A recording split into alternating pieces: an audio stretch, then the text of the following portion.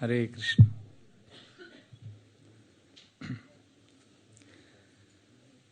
Even as I am acutely aware of my being unqualified to speak on Ramnavami festival, but I also feel very happy and very enlivened today, the way the festival is going on, the darshan of their lordships and the enthusiasm of devotees is very inspiring and very enlivening.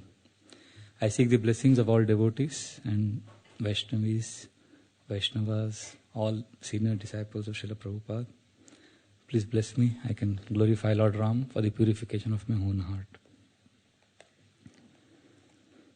As Gaur Gopal Prabhu was speaking about Lord Ram's character, I was remembering a verse from Chanakya. Chanakya Pandit says a very interesting thing about culture. What is a Vaishnava culture? Prata Dyuta Prasanganam Madhyana Stri Prasangata Ratro Chora Prasanganam Kalo Gacchati Dhimata. He says how intelligent people spend their time. This is Chanakya Pandit's verdict. He says intelligent people spend their time by Pratah Dyuta Prasanganam. Morning they come together and discuss gambling. Madhyana Stri Prasangata. Afternoon they talk about women. Ratro Chora Prasanganam. Night time they talk about thief. Kalo Gacchati Dhimata. This is how intelligent people spend their time. What is the purport? What does this mean? This means morning devotees come together and talk about gambling. Where was gambling held? Which is the mother of all gambling matches? The Mahabharata. The morning devotees talk Mahabharata. Afternoon, Stri Prasangat, which is the episode where a woman's tears destroyed the whole dynasty of the Asuras. And that is Ramayana. And Ratro Chora Prasanga. In the night time we talk about thief. Who is the king of all thieves? Krishna. So basically devotees come together, we glorify Krishna, we discuss and we chant the Lord's pastimes and purify our hearts.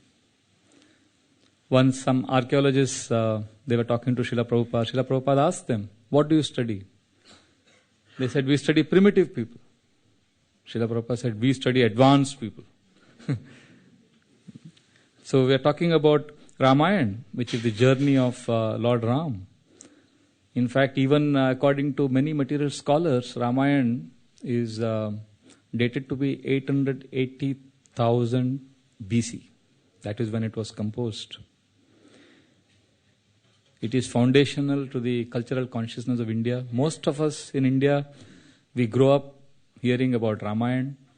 It's very natural because everyone in India, even Muslims, Christians, and people of other faiths, they hear about Lord Ram.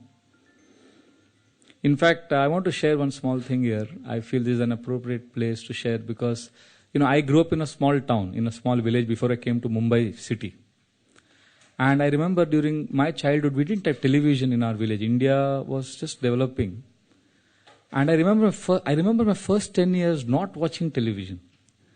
And every evening, my grandfather and my grandmom, I grew up with them. They would take me to the local temple in our town. And every evening, I remember seeing dramas of Mahabharata or Ramayana. And then when I was 10, I came to Mumbai and then I stayed with my parents. But I remember that impression very strong. And when I came to Mumbai, I remember getting confused because my father was in government service. We had a government colony where, we had clubs and tennis courts and things like that. And all this was new for me. And children, they gather impressions very fast. So as a young boy, I got confused because my first impression was there was a drama in our club and they did a spoof on Ramayana. I was shocked because I had never seen something like that, where Ram and Lakshman are, it was very, very cheaply portraying the whole Ramayana. And Jatayu, they're asking him, where is Sita? And Jatayu says, I don't remember. And Lakshman is telling Ram to bribe Jatayu. Jatayu says, I remember a little bit. All those kind of things. And I remember crying and getting confused. But of course, then Mumbai got me. And till Srila Prabhupada came to our lives and revealed to us, we were all getting lost. So therefore the innocence and purity is murdered actually by the modern times, the culture. I remember talking to one young boy, he was I think 16, and he impressed me so much with his knowledge, with the information he had. I was astounded. He knew everything practically about all the countries of the world, about politics. And then I was reflecting, I was thinking, when I was his age, I didn't even know half of what he knows. He's so learned. And then I realized maybe I'm grateful to Krishna for that. I was feeling happy, and then I was talking to other devotees, senior devotees. They were saying, yes, maybe, maybe it's better to not know so much and be a little innocent and pure, because the way we are being bombarded, our purity and innocence is being throttled. That's why Ramayana begins with the Balakand. It's interesting. There are 7 sections, Balakand, then there is Ayodhya Kand, there is Aranya Kand, forest, then there is Kishkinda Kand, then there is Sundara Kand, Yuddha Kand, and Uttara Kand. Now Balakand means what? Pastimes, childhood pastimes of Lord Ram. But you will find something very interesting. In Ramayana, there is very few, hardly any pastimes of Lord Ram in Valmiki Ramayana, there are hardly any pastimes of Lord Ram as a child. Krishna's childhood pastimes you will find so much in the 10th canto.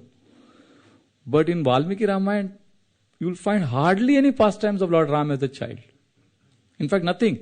The main pastime begins at the age of 16, when Vishwamitra comes to take him to kill Tataka and Maricha and Subhav.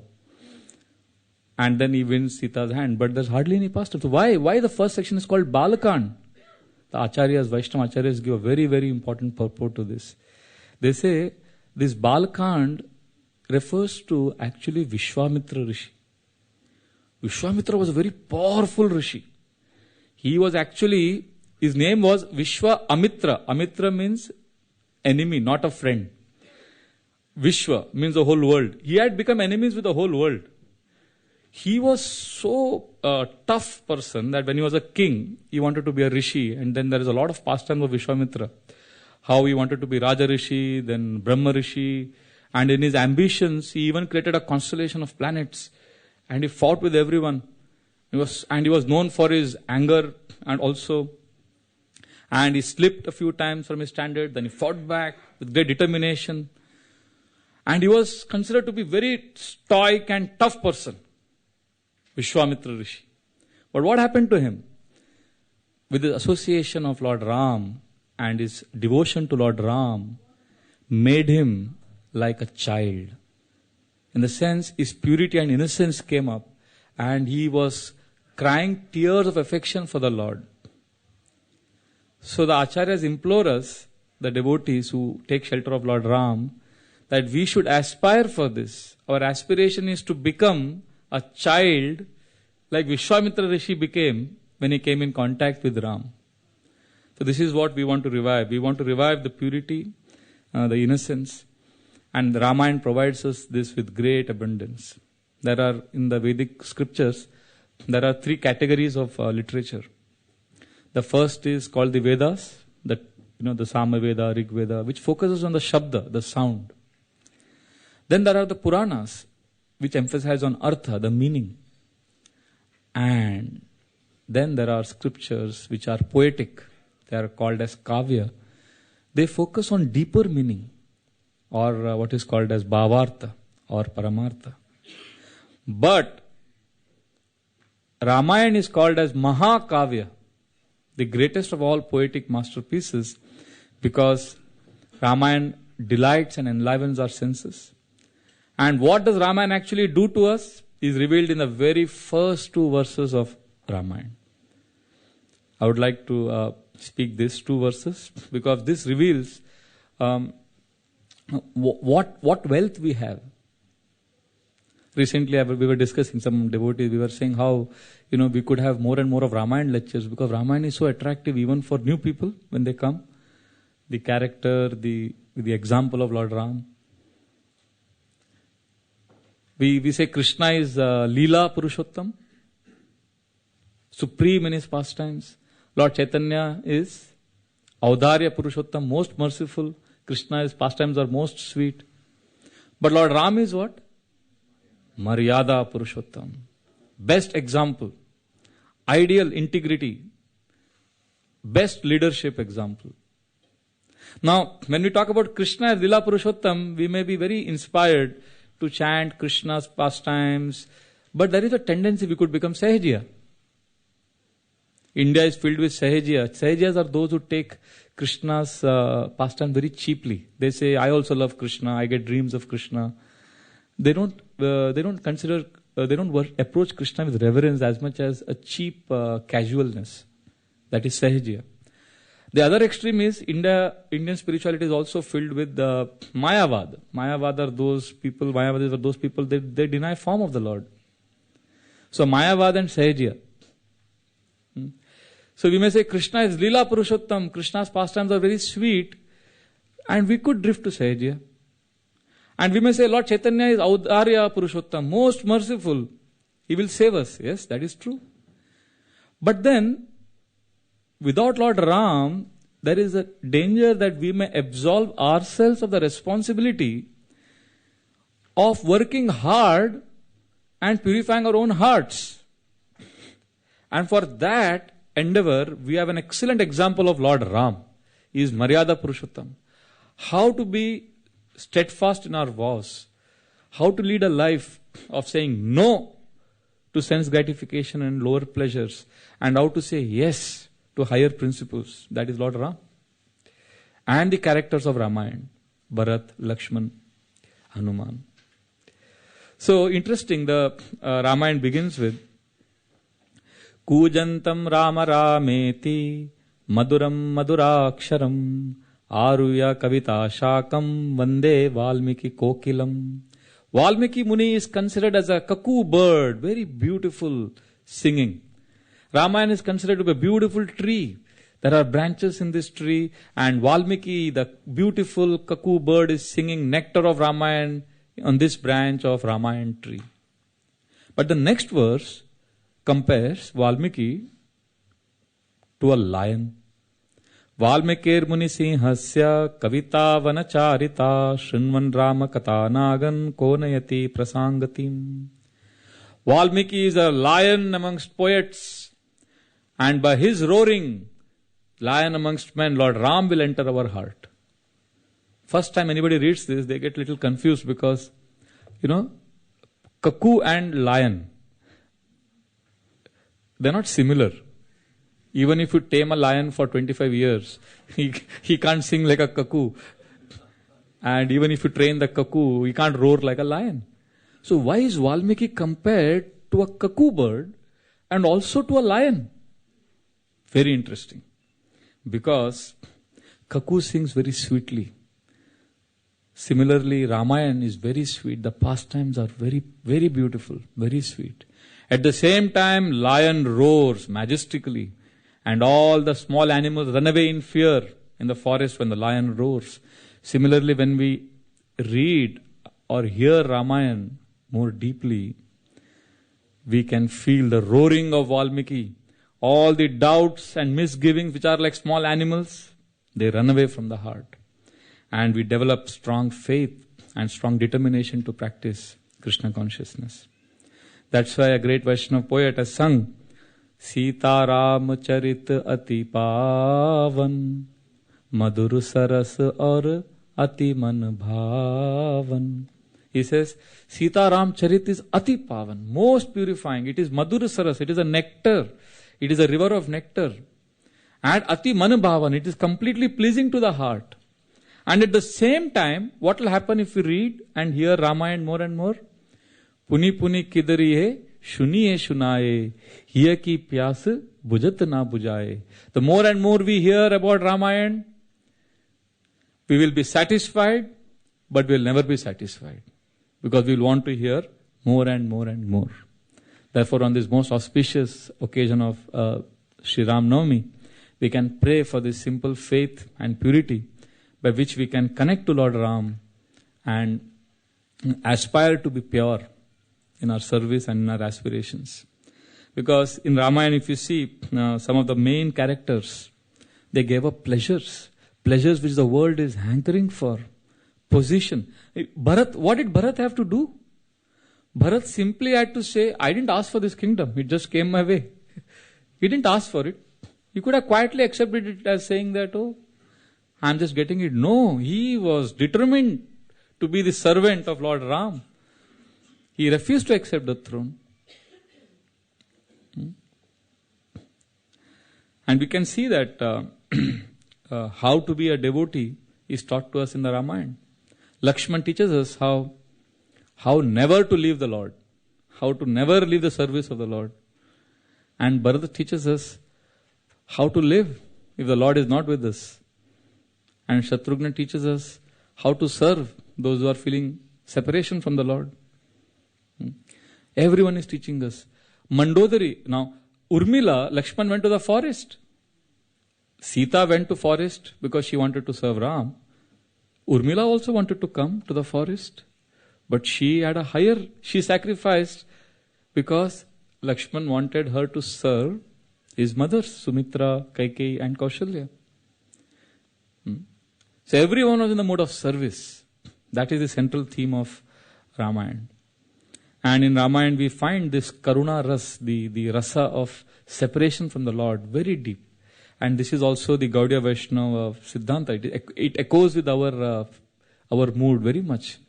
If you see, there is so much of separation the devotees are feeling. Even Kaikeyi was feeling. Kaikeyi laments like anything in the end. She's insisting. She's telling Ram, you come back. She goes to the forest. Ram says, no, it's too late now. And then she tells Bharat. Now what does Bharat do? Bharat is living outside Ayodhya. He is managing the whole kingdom of Ayodhya, but not taking any facilities, not taking any position. He is doing all the service on behalf of Lord Ram for 14 years, but doesn't take any position. He wears the garb of an ascetic, lives outside at Nandigram in a small hut, and he digs the ground and sleeps below the ground because he doesn't want to sleep on the same level as his master, because his master, Lord Ram, is sleeping on the floor. And Lord Ram ate fruits and roots. He says, I won't eat even that. I will eat only barley and mixed with cow urine. He performed rigorous austerities, much more than Ram. And Kaikeyi, his mother, comes and begs forgiveness, and she tells him that, my dear son, please give me a place in this hut. Let me also do prayaschit. Let me atone for my sin. And Bharat says, no. She says, no, I want to stay here because the silk soft bed of the palace, it stings me like scorpions. And the royal feast in the palace is like poison for me because I am the one who has caused banishment of Ram. And Bharat says, no, don't run away from this atonement. You stay in the palace, sleep on those beds, eat the royal food and suffer for the next 14 years. And that will be your punishment. And that way you will realize that position, power is useless. Especially for those in leadership position. Ramayana is like a manual, leadership manual. That's what Srila Prabhupada, very interesting. In London, he wanted Sitaram Lakshman Hanuman. London is the capital of UK, England. He wanted Sitaram Lakshman Hanuman in Delhi, which is the capital of India. In Washington DC also we have Sitaram Lakshman Hanuman. Capital of US, so capital of the countries. And Mumbai, which is the financial capital of India, we have Sitaram Lakshman Hanuman. So, therefore, Ramayana is an excellent leadership manual where integrity, sacrifice, love, dedication is taught to us. And we will absorb ourselves in these qualities of Lord Ram as we now prepare to take part in this Abhishek ceremony of Sitaram Lakshman Hanuman. And let us pray and aspire that we can also become a pure and simple hearted and absorb ourselves in the pastimes of the Lord. Sitaram Lakshman Hanuman ki jai. Shri Shri Ramnavami Maha Mahotsav ki jai. Srila Prabhupada ki jai. Nitai Gaur Premanande.